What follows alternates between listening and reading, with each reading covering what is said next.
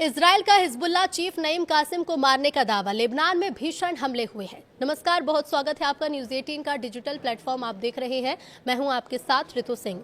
Israel Lebanon में Hezbollah पर भीषण हमले कर रहा है। इस दौरान उसने दावा किया है कि एक टारगेटेड हमले में हिजबुल्लाह चीफ नईम कासिम मारा गया। लेबनान में इन हमलों में 250 से ज्यादा लोगों की मौत हुई। ईरान अमेरिका सीजफायर के बावजूद लेबनान में जंग जारी है। ईरान और अमेरिका के बीच 14 दिन के सीजफायर की घोषणा के बावजूद इजराइल ने लेबनान में हिजबुल्लाह पर हमले तेज कर दिए हैं। इजराइल ने दावा किया है कि बेरूत में एक टारगेटेड हमले में हिजबुल्लाह चीफ नईम कासिम को मार दिया गया। एक रिपोर्ट के मुताबिक इन हमलों में 250 से ज्यादा लोगों की मौत हो चुकी है। हमले उस समय हो रहे हैं जब अमेरिका और ईरान के बीच 2 सप्ताह का सीजफायर लागू हुआ। इजराइल का कहना है कि लेबनान में हिजबुल्लाह के ठिकानों पर उसके हमले जारी रहेंगे क्योंकि सीजफायर केवल ईरान तक ही सीमित है। तो नईम कासिम कौन है? नईम कासिम हिजबुल्लाह के लंबे समय से उप चीफ रहा और सितंबर 2024 में हसन नसरल्लाह की मौत के बाद उसे संगठन का नया महासचिव बनाया गया। वो हिजबुल्लाह की स्थापना के समय से ही प्रमुख वैचारिक नेताओं में शामिल था। नईम कासिम का जन्म फरवरी 1953 में लेबनान के दक्षिणी इलाके कफर किला में हुआ था। उसने लेबनानी विश्वविद्यालय से रसायन विज्ञान में मास्टर डिग्री की और राजनीति में आने से पहले कई सालों तक केमिस्ट्री का शिक्षक रहा। उसने अपनी धार्मिक शिक्षा प्रमुख शिया विद्वानों के मार्गदर्शन में पूरी की थी।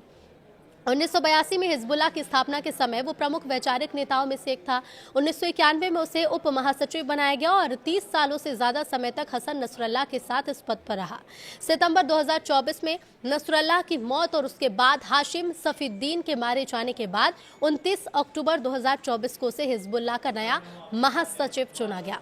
उसने हिजबुल्लाह के इतिहास और विचारधारा पर किताब भी लिखी है, Hezbollah the story from within, जिसका कई भाषाओं में अनुवाद हुआ। इजराइल नईम कासिम को लंबे समय से टॉप टारगेट मान रहा था। हाल ही के दिनों में इजरायली रक्षा मंत्री ने साफ कहा था कि अब कासिम को खत्म करने का लक्ष्य है।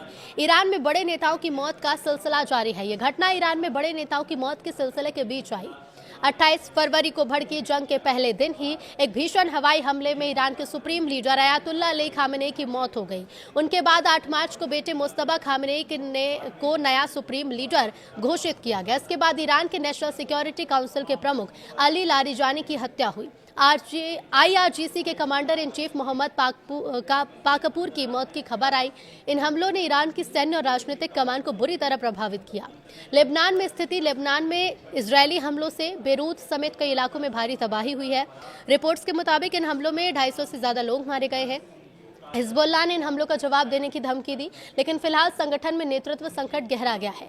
ईरान अमेरिका सीजफायर के बावजूद इजराइल लेबनान मोर्चे को अलग रखकर हिजबुल्लाह को कमजोर करने की रणनीति पर काम कर रहा है। इजराइल का मानना है कि हिजबुल्लाह ईरान का प्रमुख प्रॉक्सी है और उसे पूरी तरह खत्म किए बिना क्षेत्रीय सुरक्षा संभव नहीं है।